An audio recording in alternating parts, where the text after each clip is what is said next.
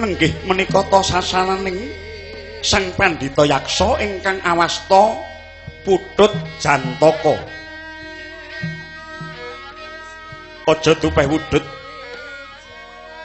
Pendhita Raksasa Suprandene kasektene hangluwi. Kaya mandi sak guneme ora tedas sing braja lungit. Kacarita kondange kathah Sang Putut Jantaka peputra ingkang kathah nanging ora lumrah dudu wujud titah manungsa nang wujude sato kewan. Wis pepander angu bengi Putut Jantaka nenggih anak-anakira Sang Samrandi sapi gumarang celeng gemalung tikus jinada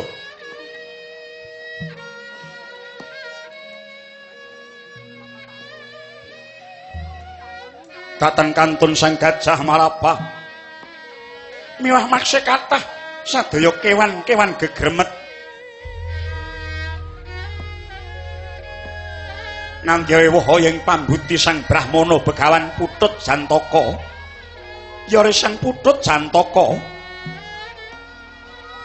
labet kinupeng anak-anakira ingkang nandhang kaliren datan antuk tetedan dadi mangkono pating brengok nganti kaya mbrebeki kiblat papat.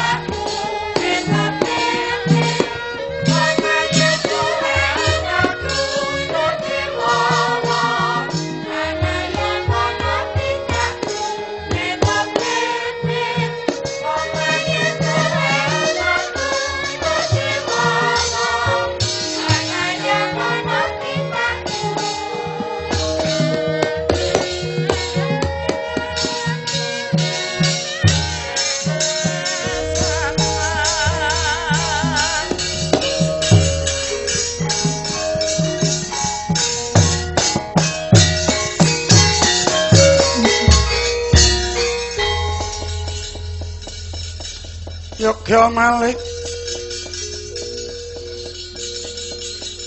karya palupi Narwati Wangga lan Pandhawa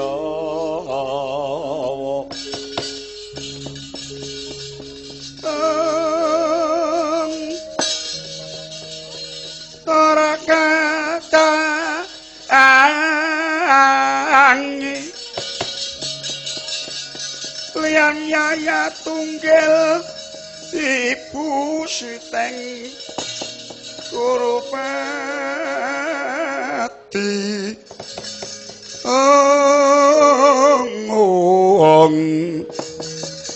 aneng nagri Ngastina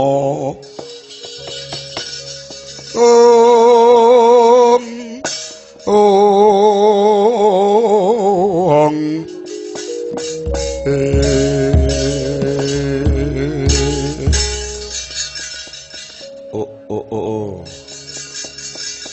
Dong wilahing Mastuna sidam sekaring bawana langgeng weh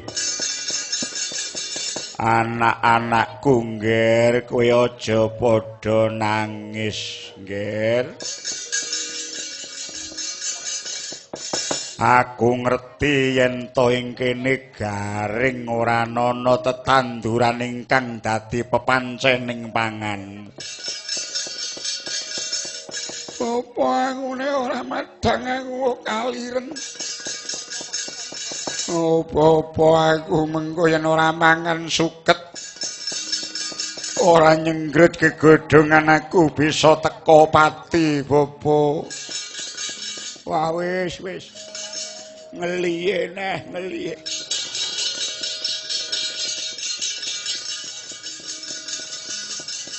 ana wong sambat kaya ngene aku nek wis ngelih ngono ngene iki bayang aku kok kaya nyekel mangkok cilik. Wela dalan njur sok kapan nggon kowe entuk panganan bopo. Aku dawono menyang endi kira-kira sing ana tanduran bopo. Wela dalan anakku ngger anak. Ya kaya ngene iki abote tinitah dadi wong tuwa. Engkang kudu makani anak mongko wujud sato kewan semene akeh. Ya aja disengguh yen to aku wong tuwa sing ora tanggung jawab.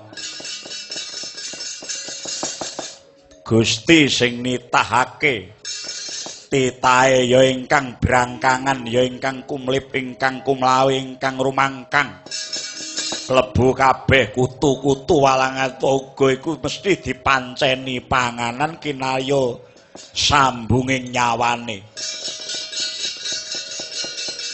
aja meneh sing wujud kewan lan menungsa sing kagaduhan nyawa suket sing manggon ana pinggir dalan didak-idak karo wong liwat wae mesa sing gawe jagat iku ora negakake buktine yen wanci gagat bangun esuk ditetesi bun minangka srana panguripane mula aku percaya nadyan anakku gemrayah wujud sato kewan brangkangan ingkang ora sethithik cacahe mesti ora bakal mati kaliren kowe isih duwe pepancening tedha ingkang saka kamurane sing gawe urip. Nanging banjur ngendi nggoning pangan iki, Bapa? Ing sakiwa tengening pertapan kene wis gusis. Ora ana tanduran sing bisa thukul merga wis tak pangan sak sedulur. Kowe nebo menyang wewengkon Purwacarita. Kono nggone para among tani. Engkang padha nggarap sawah lan pategalane tak sawang saka kene kaya katon ijo royo-royo parine lagi ndadi-ndadine lan tetanduran polo kependhem polo kepandul polo kesimpar ingkang kabeh bisa mareki wadukmu papane ana ing negara Purwacarita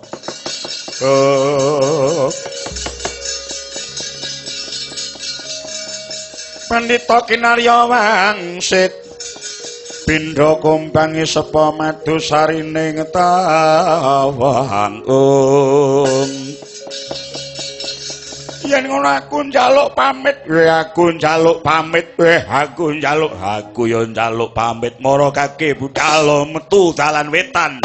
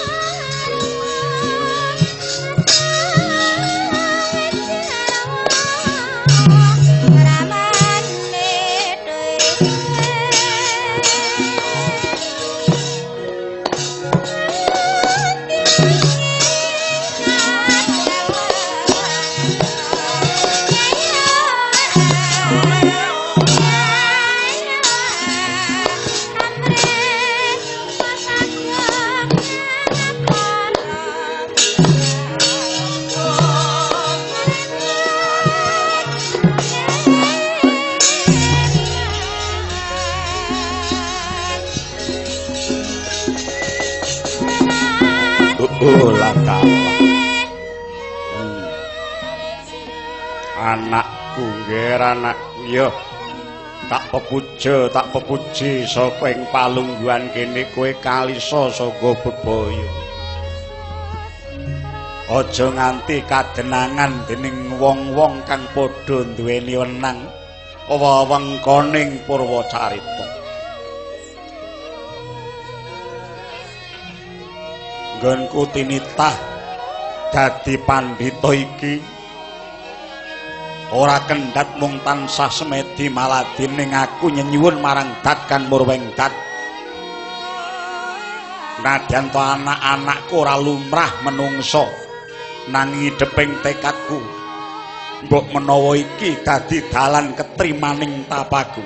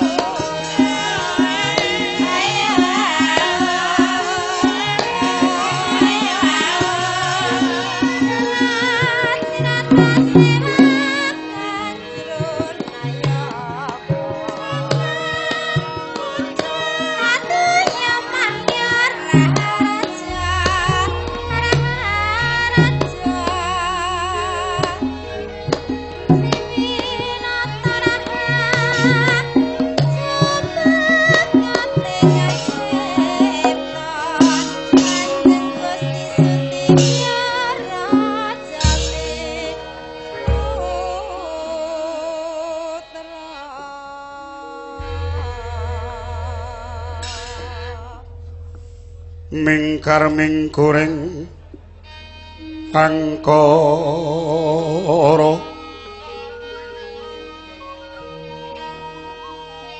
akarana karnan marti siwi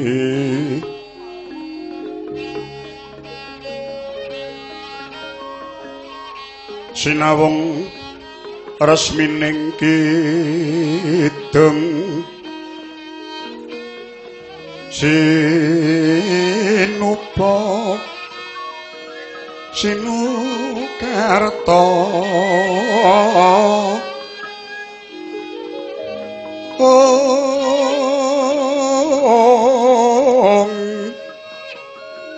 mreh Kertarto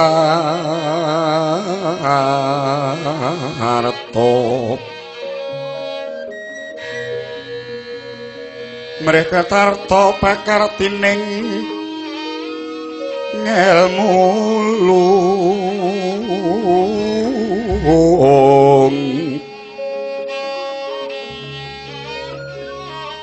kantu umrap ning tanah Jawa agama agemin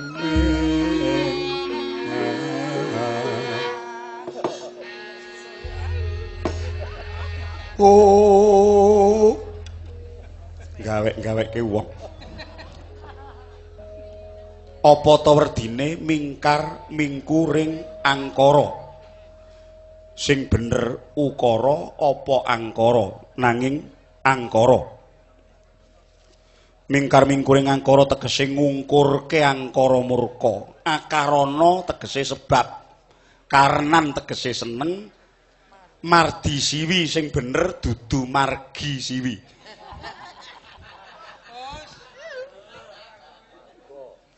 Yen mardi siwi tegese mulang marang anak.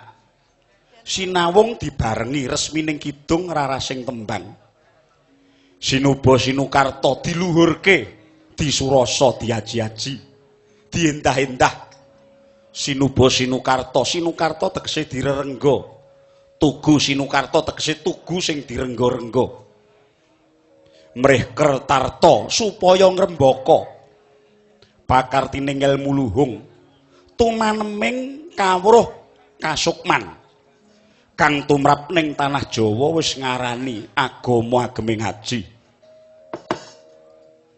Wis ngono wae. Nalika samana wancine wis gara-gara Popoto isining kang gara-gara bawana sintru kanthi bangun saput lebu. Ing gegana munya kumaludha kang geketri. Kukuranggrane ngarga kura kurnita kagiri-giri genjot kontrak suka saking angin goro. Eka bumi dwi samah trigunung catur samudra panca taru sapangunan. Sabta pandhita asta tawang nawa dewa dasa ratu.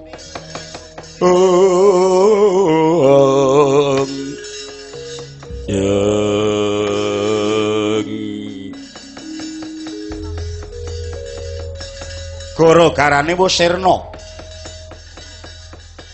Ilang ingkang gara-gara bawana tinitesan tirta kamandhanu srep anyep padha sakala liwat ing tlatah ngeksi gondo nayon katyuping angin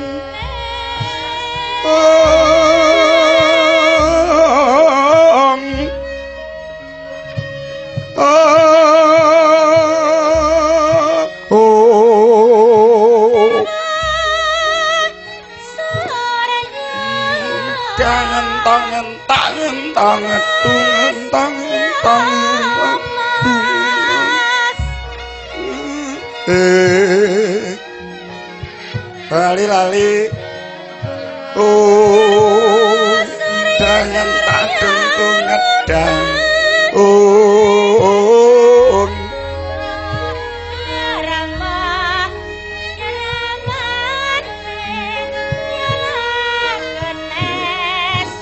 ketak kedung tak kedung dan tak kedang tak kedung dadung tak kedang dadung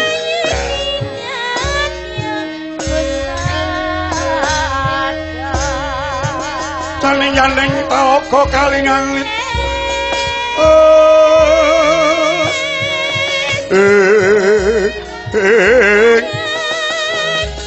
mambang tanpa sulan upamaneka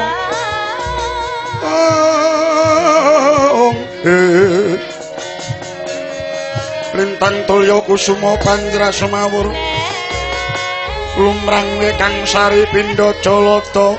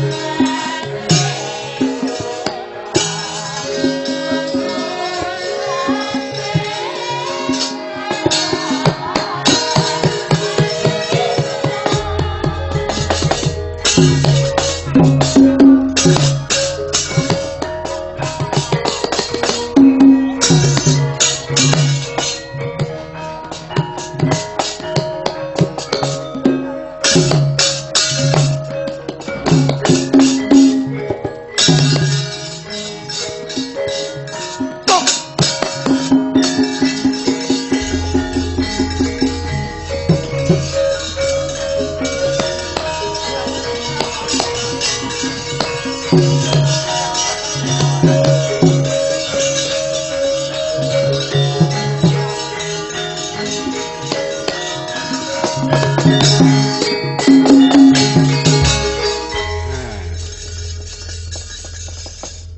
dhisik.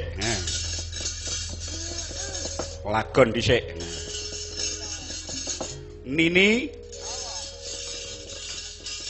Ayo aja lali. Lagon Nini Towok. Wes kendange men kiprah. Men ora to ngedhiah, to ngetah. Ayo. Kiprah mumpung akeh piyayi. Ayo. Nini Towok ayo.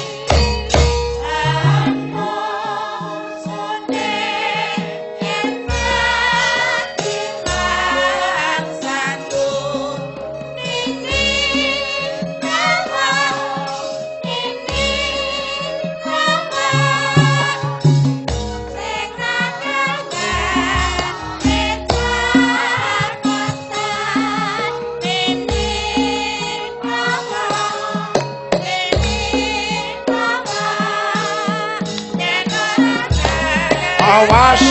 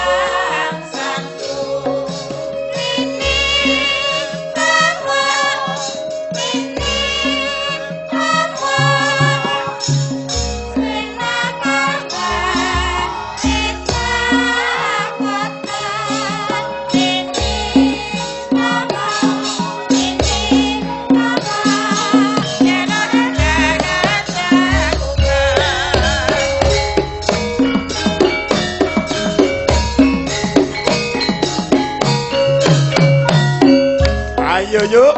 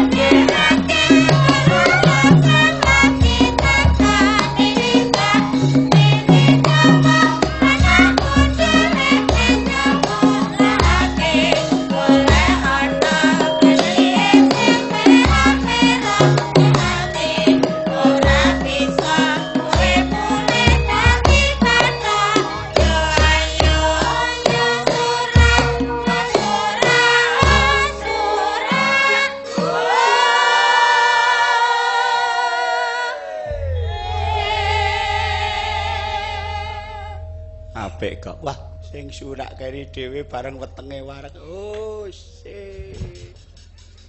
Oh, lah wong surak kok hubungane karo wareg, Yuyatmi memimpin pertunjukan. Kok ya memimpin. Sing mesake sing meteng iki. Kancane nembang ming plongah. Yen anggere sesuk padang ya mentolo ngatung. Gegong nyuwun kabare Mbak Yu Kiji Emerson saka Amerika. Mangasta mek Mbak kula nyuwun kabare pripun nek kahanan nek kaya ngoten pripun iki. Aku lho wingi mantuk king Sumatera kula nggih kaget.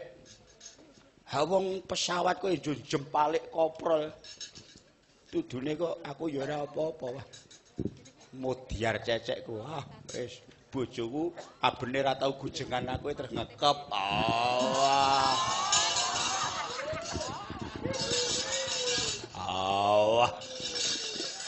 Lho kek lemu.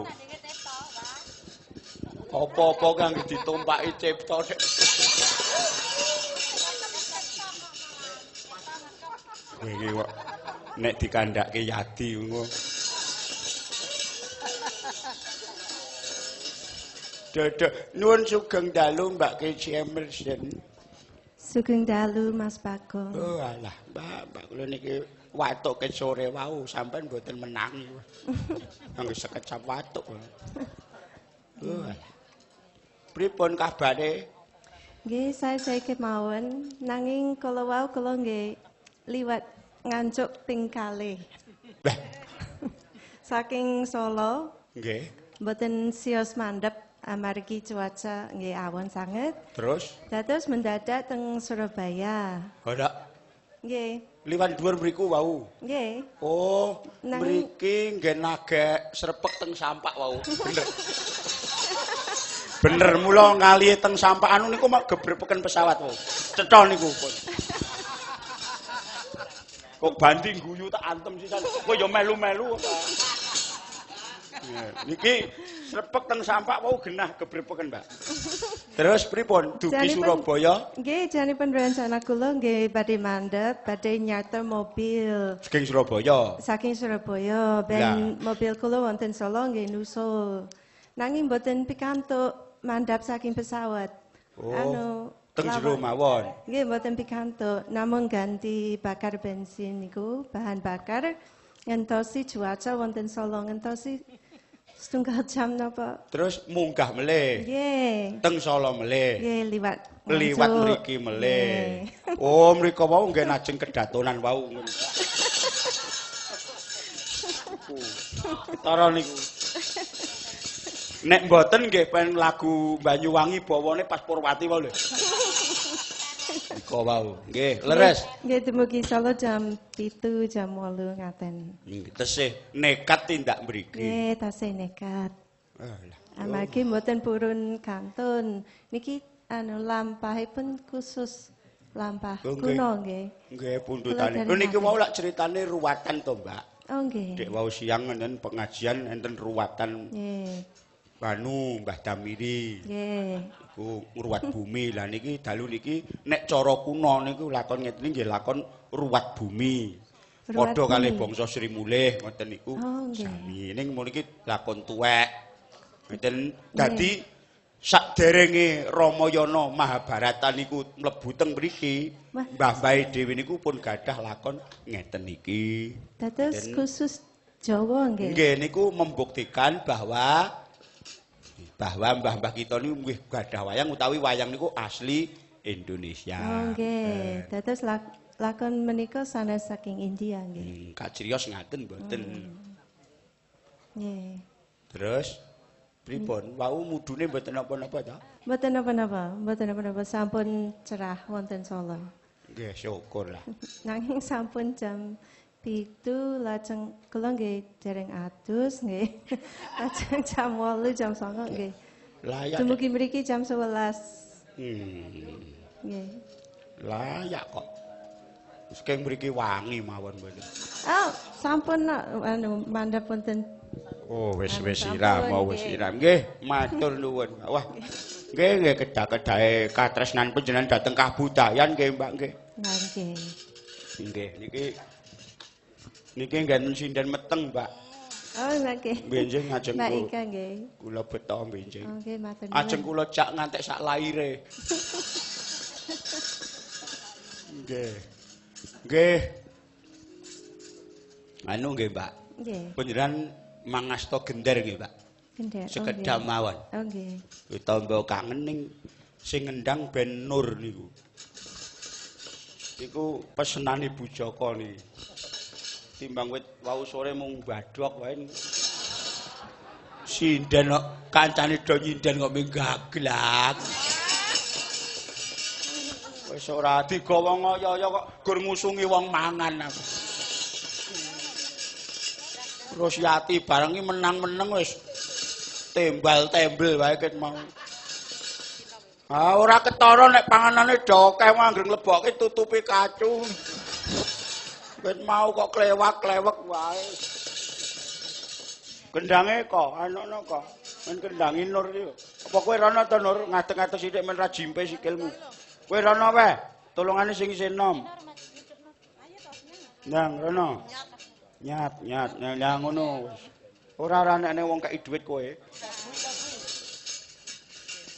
Nah, ngono mung ngadeg kok ya bodine ketara kowe. Jabang bayi klambine ijo, sayake ijo. Kaya uler gedang. Uler gedang ya ngono kuwi. Ndase ireng. Awake ijo ndase ireng. Ayo. Jangan Nur. Sing nyinden wong meteng.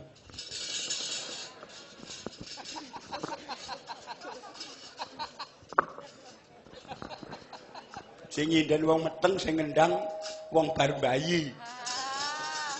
Nur kuwi wis bar bayi wis. Operasi sesar ora.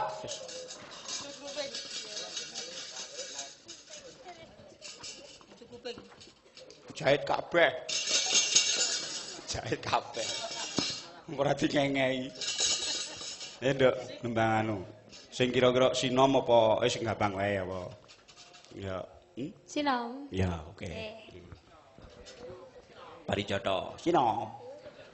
Sik tak takoni. Kowe iki karo Nur iki sak kelas apa ora? Mboten nika kakak kelas kula. Oh, kak kelas kowe. Nggih. Lah kowe semester pira? Kula semester komplit nek kula. Sekolah kok komplit iki. Lah kowe iki njupuk apa nek komplit? Lah maksudnya setunggal kali 3 tak jupuk kabeh niku. Oh, ngono. Jurusan kerawitan ta? Nggih. Nek ngono iso senabuh kowe. Mboten. Lah kula disenani Pak Raji terus kok. Alah. Lah kuliah nyambi meteng nggih kula niki. Ayo, anu apa kamu? Sinam. Nyamat nggih.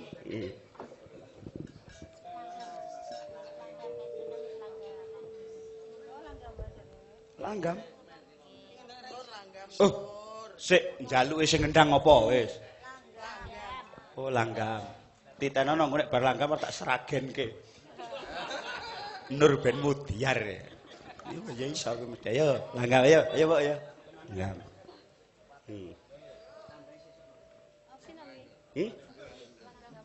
Langgam. Ini penyidam cari mawon. Oh ya, ya. Pama. Apa maslirana sekar melati aku kumbangi dam sari apa maslirana margi wong manis aku kang bakal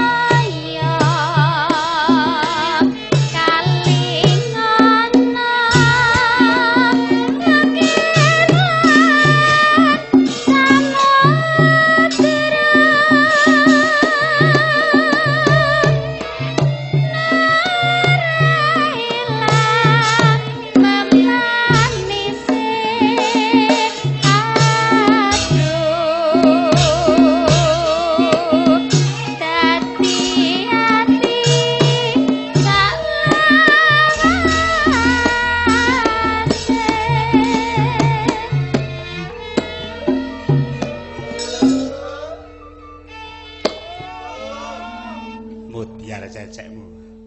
Tangan sinden kok iso kinteling kintak. Sik tokore ya apik men kuwi. Apik tenan lho. Dinang kinteling kita kinteling. Apik tenan iki. Kulino ngantemi sing lanang. Ayo nek.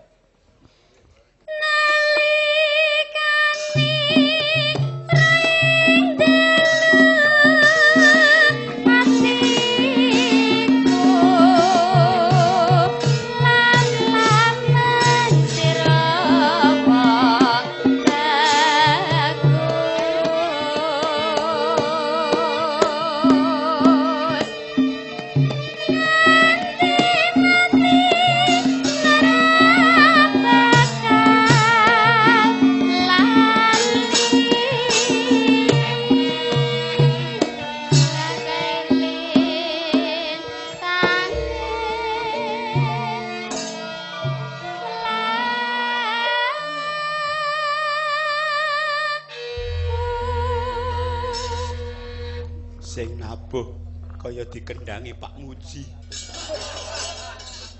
Judeg lihat. Wah, matur nuwun Nur wis matur nuwun. Mbak Keci maturaken panuwun. Panjenengan sampun genderi Nur. Baerene atur keturung entak. Neneng neng.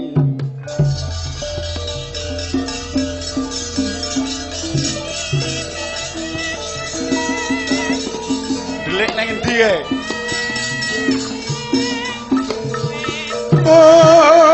Kene, Pak.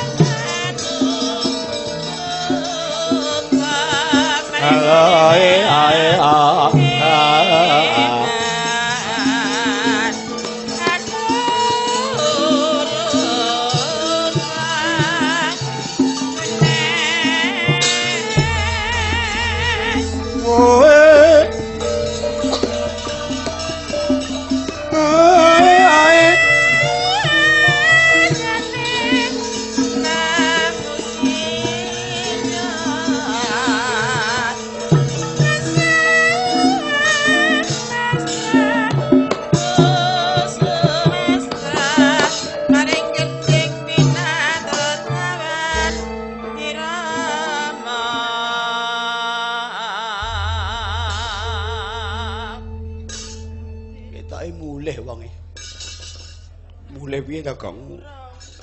Kon ngewangi wong watuken malah mulih ora. Yo. Seneng aku. Aku tak njaluk wartane Genduk Sukesi sik. Kesi. Dalem, Pak. Kesi. Dalem. Wah, ketok ijik urip lho, dalem. Piye bojomu lirene dek kapan? Dek ora kabar-kabar kowe. Nyatuke nggih kula rahasiakne kok amargi napa? Kula ngertos tembunge Pak Purba ngendikane ngeten. Pokoke lek bojone Kesi rene, lek Kesi pas bulan madu aku arep nginceng ning Soramben. Kula wedi niku, Pak. Masalahe nggih, tanggal 22 bojo kula, Pak, lek ning mriki. Oh. 22 saiki rak 6 selawe lho. Nggih. Wah, les. 22, 23. 24 ka leren. Selawe esuk mau. Ya apane to? Le jagongan ning nggonku kuwi. Waduh, Duk, kuwi kapan pirang sasi, Nduk? Namung setunggal wulan, Pak. Alah ya samoe.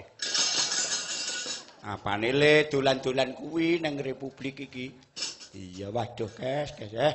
Jeneng wong bebojoan ki tresna ora kena kinaya ngapa ya, Kes. Dipalang ana segara, dipalang ana gunung sapitu, jenenge jodoh ya, Kes ya. Nggih. Heeh, aja nggih ya kek entang anak-anak. Nggih niki nembe kula sengkakaken, Pak. Tenang mawon. Ya menungsa kaya ngono kok disengkake. Apa ora pengin kaya si Kak kuwi?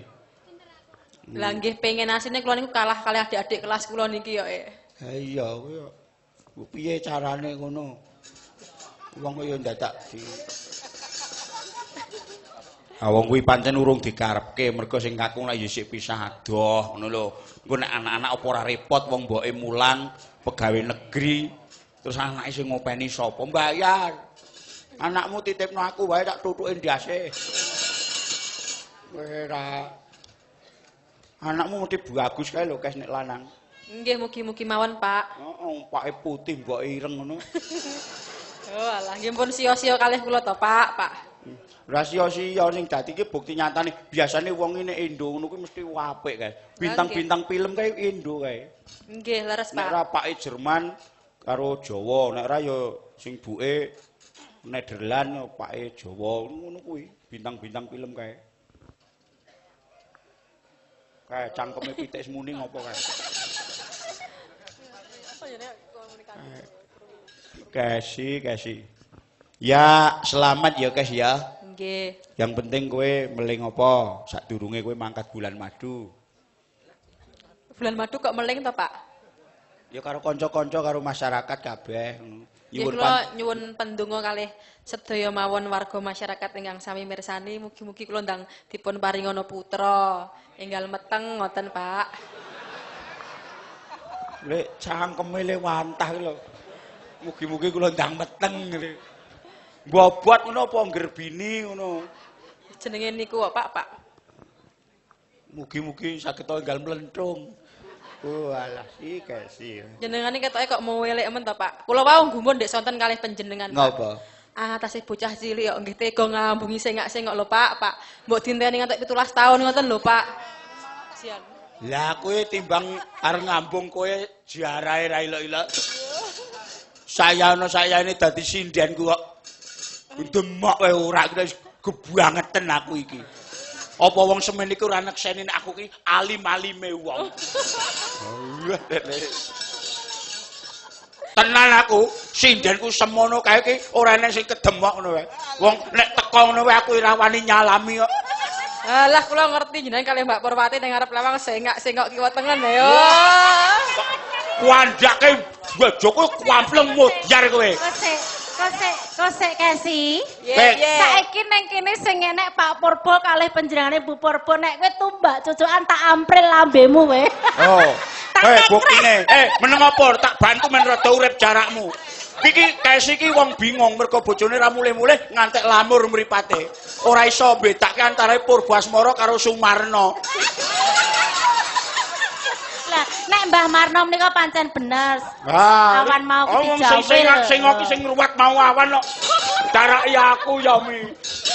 Nggih, kula percaya mboten Pak. Kula namung garapi jenengan kok. Kula ngerti asine sing ini Mbah Marno kali Mbah Purwati. Andane wong tuwek wis jan malah karo yuyat mi bareng. Bagong ora. Lah mujine nek ora aku padha tuane kok ya. Nah, kandhani kok. Ning kula nggih gumun kok Pak Mbah Marno niku. Piye? Mbah Marno niku fotone sinden saantero dipasang kabeh teng kamare.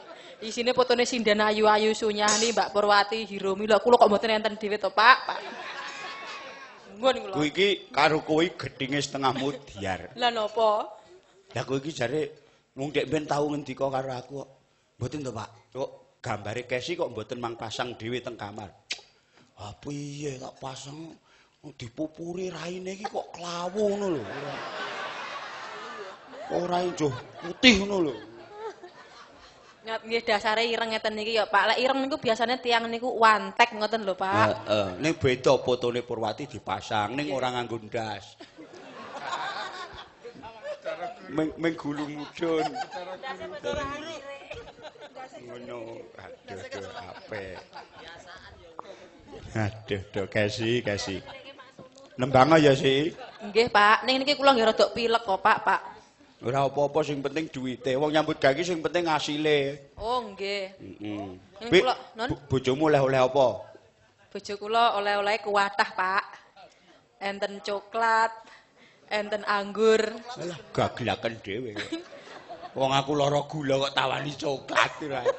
Wis ora, wis pangan. Nggih ben nyengkake ngoten lho, Pak. Masalahe napa?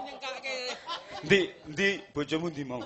Bojo kula ken bubuk mungkin ndak jenengan garapi. Wis golek ana tak kon rene wis. Aja. Engko nek ora tak kon munggah ning kene arep tak wirang-wirangke di muka umum. Aja gelem Mas Renner tak kon turu ae. Ora rene ore. Aja gelem Mas ndiri o Mas. Rene tenan. Kowe ngomong mesti gelem gender, gelem ngendang. Wis apik banget kok. Upamane sing gender Kesi, sing ngendang Renner ngono apik banget. Alah Renner apa? Ambeien. Apik wong ya kuwi seniman kok hebat.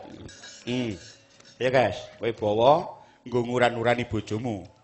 Men aja turu wah. Nembang sinom grandel, Pak. Heeh. Kok lha apa bojomu tetak kok grandel? Asem iki. Jenengan rasa ngisi-ngisine kancane. Mboten usah mirang-mirane kancane, Pak. Budayane dhewe-dhewe. Dengan Mary napa pripun asline? Ya, apa kabar kowe nek dingonokke kuwi? Ditenono. Sesuk aku nek duwe dhuwit 300 nak tak candak kaya cah cilik Mira mau mudyar ya. Bojomu mulih set kowe tak sikep cet tak. Nggih kula ndelik no, Pak. Ndelik no mlayu no kula. Mlayu ndelik ning sarlongan. Nggih. Tak flinteng no kok kadoan ora metu-metu kowe. Ayo nembang, Nduk. Sakit. Memanismu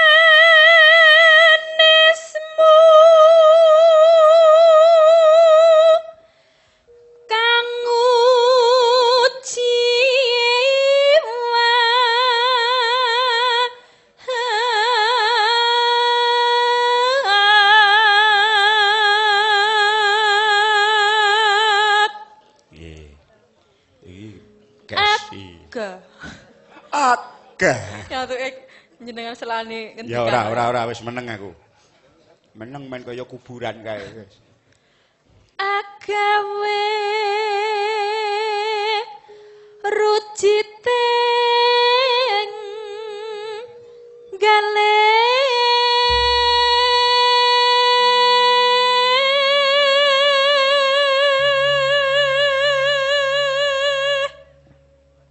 Pak, kok diam?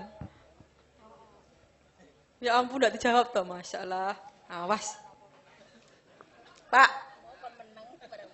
Ya ampun, setan tenan. Lu menang ini kan setan, Pak, berarti, Pak. Suwe-suwe merpitik. Dalang bayari ndak dino kok donekke setan. Dalange setan sindene demit kabeh. Melu aku aja nyetan-nyetanke ngono kuwi. Mboten, Pak. Ora doyan duwite kok piye kowe? Doyan to? Doyan. Sesuk njaluk undakan apa ora? Nyuwun, Pak. Oh nggih, Ding, wau kula ajine memperhatikan Pak Joko niku lho, Pak.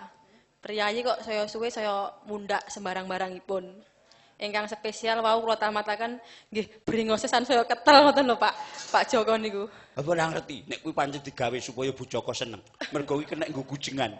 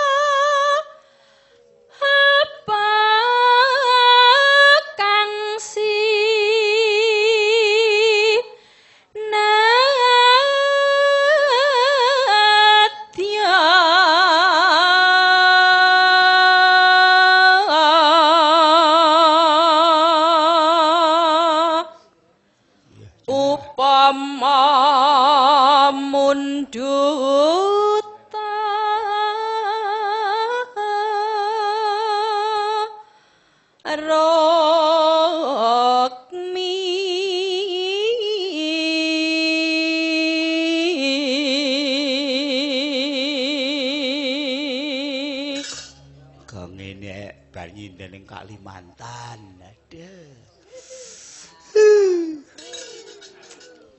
Ndah eloke ya ning. Ayo ya sabane sak Indonesia kok. Ndek menyang Batam merah melu kok. Kalimantan.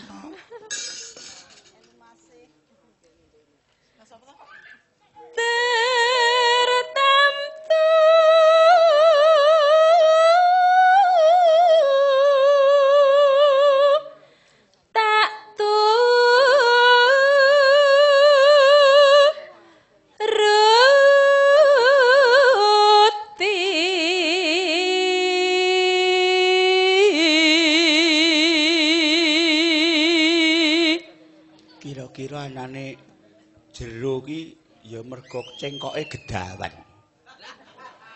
Kok jero ora meteng-meteng. Tenang mawon, Pak. Minjing lek kula meteng titenono jenengan kula iming-imingi tenan. Anak kula pokoke. Lah, dek wong ning meteng kowe kok ngiming-imingi aku ki piye? Tenan to anak kula mesti wayu jenengan mesti ndomble ngoten lambene. Lek kula ngejak mulang anak kula teng kampus mesti ngiler ngoten nika. Ya ampun anake keksi jan ayu tenan aku pengen ngambung mesti ngoten. Lah apa rumah samu nek mbok tinggal mulang ngono ki terus lah tak iming-imingi permen ora melu aku.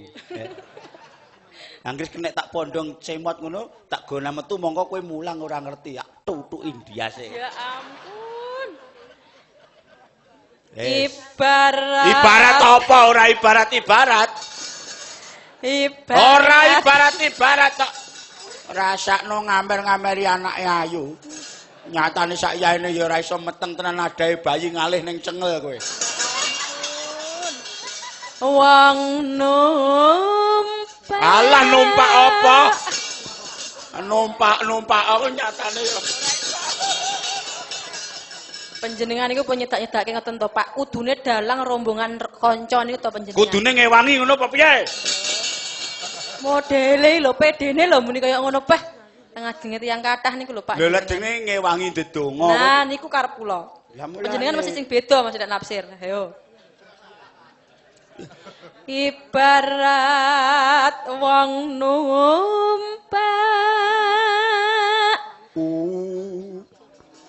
perahu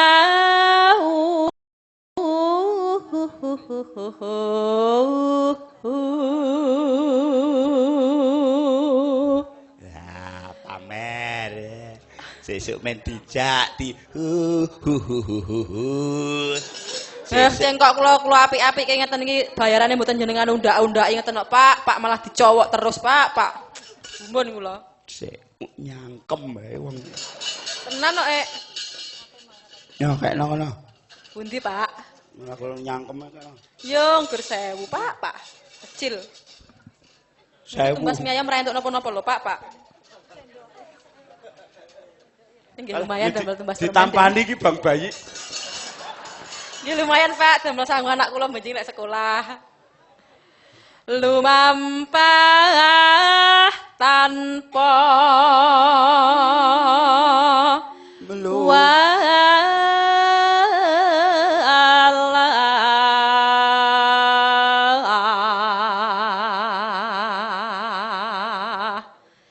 neng madyane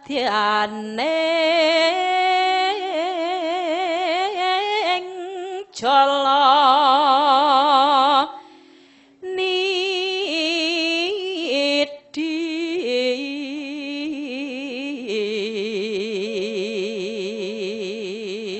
dari mana wal temah gunjing anggen jong neng pagulingan.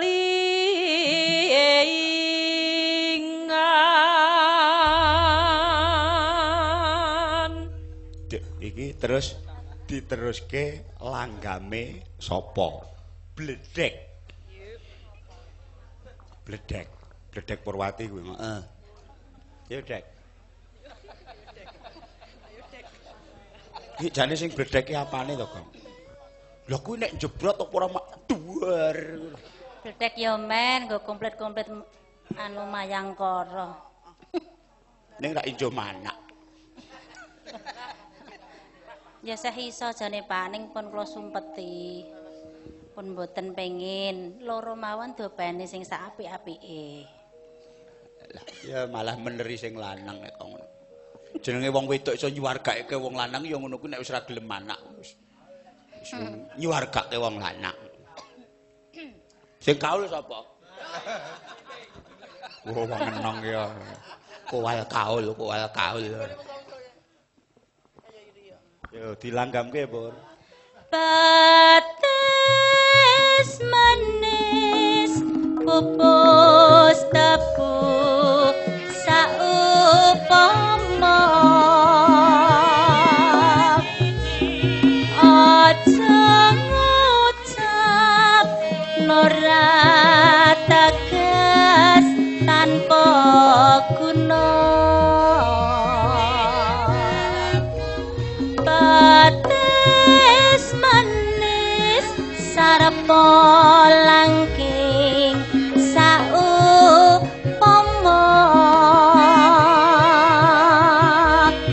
aja ngucap yen to hamung samudana nyoba rasa kang samar gagar mikir pikole Neng gak ngirup kaya kanggo kanca jroning sepi